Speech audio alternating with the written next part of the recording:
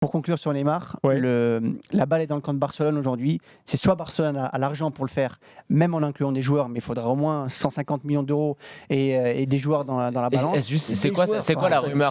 Combien Paris réclame en liquidité le seuil minimum? Il n'y a pas de. Il y en a pas. Paris C'est une n'a connerie, pas ça. dit à Barcelone on veut 300 Mais millions. il n'y a pas une connerie Ils ont de dit à dire que Barcelone, Paris a besoin de vous voulez 130 ou joueurs, 150 cash. Faites une offre. Ça, c'est une connerie de dire que Paris a besoin de minimum 130 ou Non, 150 ils ont une cash. idée de ce qu'ils veulent eux, mais ils En n'ont jamais cash. dit à Barcelone. En tout cas, ils veulent du cash. Et est-ce Ils qu'ils ont veulent un de l'argent. impératif en termes de cash minimum à avoir pour Il faut leur bilan rentrer dans les financier? clous. Donc, si vous avez des joueurs, vous pouvez baisser un petit peu le montant.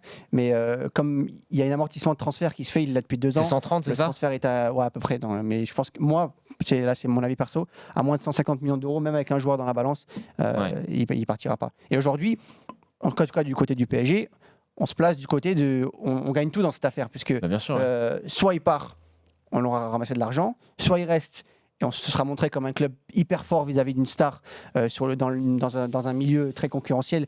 Et on aura dit à une star aujourd'hui, on se sera montré très fort vis-à-vis de l'institution Paris Saint-Germain. Donc on estime aujourd'hui qu'on a tout gagné du côté. Ça établira un précédent surtout pour les autres joueurs. Exactement.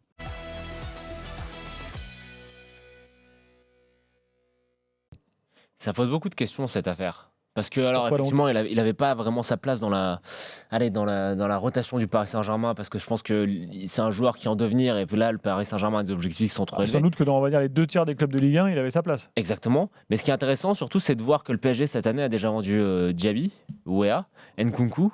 Ils vont sûrement récupérer de l'argent sur Lo Celso, et pour grosso merdo, ça fera 50 millions d'euros de bénéfices sur des jeunes formés au club, ou du moins pris en post-formation à l'image de Lo Celso. C'est-à-dire que pour l'instant, toutes les recrues que le PSG a fait, que ce soit Sarabia, Herrera et Diallo, pour l'instant, le Paris Saint-Germain a dépensé 0 €.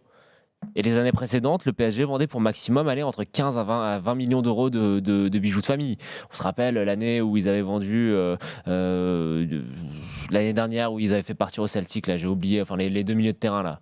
Ah non, Celtic, c'était l'attaquant. Hudson-Edouard, et puis voilà. En général, si tu regardes depuis 2-3 ans, Paris vend des joueurs qu'ils ont formés, qui sont des joueurs qui ont quand même une certaine cote en Europe, mais c'est jamais pour plus de 15-20 millions d'euros. Là, tu as quand même déjà 40, plus potentiellement 50 avec Lo Celso qui vont rentrer. Il y a encore des joueurs qui sont sur le départ, à l'image de Dagba.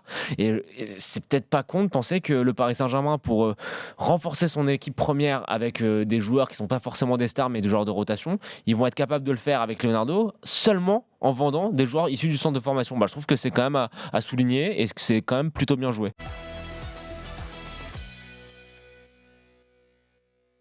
Alors, lors du match de poule, Belmadi avait fait un petit peu le show en donnant la compo des Sénégalais et tout. Ça a été plus calme aujourd'hui ? Ça a été beaucoup plus calme, même s'il y avait beaucoup de conviction et que les 2 entraîneurs étaient très sûrs d'eux. Ça tranche un petit peu avec les discours polis et convenus que l'on a notamment en Europe et sur les compétitions européennes ou mondiales.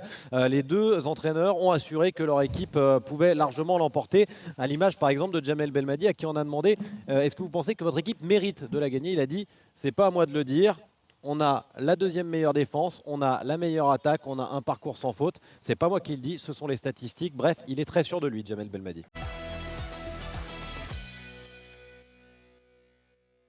Moi, j'ai comparé un peu plus tôt dans cette compétition le Sénégal qui n'a jamais gagné la CAN avec le Portugal de 2016 qui n'avait également jamais gagné de compétition internationale et qui, comme tu le sais, avait été critiqué un peu pour sa qualité de jeu qui était pas forcément au niveau des dernières compétitions. Tu te rappelles des Luis Figo, des Rui Costa, ça jouait vers l'avant, même des Ronaldo. Et là, c'est vrai qu'en 2016, on avait joué de façon, je dis on parce que je suis un peu d'origine portugaise, mais on avait joué de façon plus défensive et voilà, on avait fini par gagner cette coupe à la surprise générale. Là, le Sénégal est également outsider.